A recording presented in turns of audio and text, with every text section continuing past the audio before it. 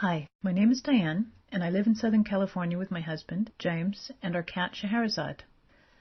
2012 is a big year for me. I turned 50 this year.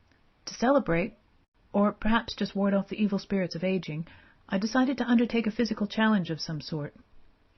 When James turned 50, he and his brother made an 800-mile bicycle trip that started in France and went up over the Pyrenees into Spain. They made the trip a second time when James turned 58. I'm no couch potato, but I'm afraid that's well beyond my physical ability. I decided instead to participate in the Susan G. Komen 3-day walk for the cure. That's 60 miles in 3 days.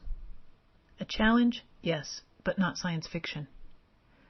But then, the Komen Foundation announced that it would discontinue its funding for Planned Parenthood, funding that's used to provide mammograms for women who can't otherwise afford them. Wow. The CEO for Komen, Ambassador Nancy Brinker, said its action wasn't politically motivated.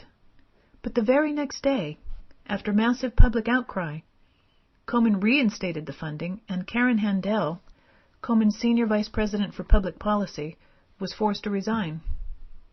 Handel, a GOP politician who was hired by Komen in 2011, ran for governor in Georgia in 2010, promising that she would defund Planned Parenthood. The Komen Foundation now claims that Handel was solely responsible for cutting Planned Parenthood's funding, but that's absolute nonsense.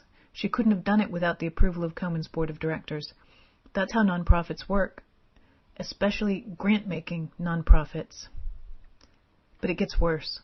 Just days after the Komen explosion, a group of male clerics and politicians said health insurance companies shouldn't have to cover birth control for women. These same men held hearings about the issue and listened to testimony from witnesses, exclusively male witnesses. The idea that insurance companies shouldn't have to cover contraceptives was formalized into a piece of legislation known as the Blunt Amendment. I'm happy to say the Blunt Amendment was defeated in the Senate. I'm not happy that it was defeated by only 3 votes. For all these reasons, I decided to do my own walk. For Planned Parenthood. I don't work for Planned Parenthood, I'm not affiliated with them in any way, and I don't know anyone who is. But this is an organization that provides health care to all women. No one is turned away because she has no insurance or because she's unable to pay. That's something I can support. So, in August 2012, James and I will walk the 84-mile path along Hadrian's Wall in northern England. It stretches from coast to coast. The Roman Emperor Hadrian built the wall, or his soldiers did, in the year 122 CE as a defense against the northern tribes. You may be wondering why we're going to England rather than walking somewhere locally. We're doing it for 2 reasons. 1, northern England is cooler than Southern California, especially in August, and 2, we'll be over there anyway.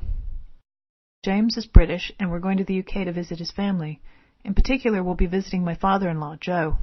Here he is with one of his great-granddaughters. Aren't they a sweet pair?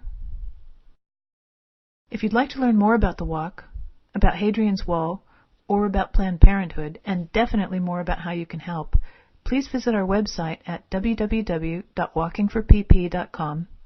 You can also find us on Facebook. Thanks for watching. Cheers.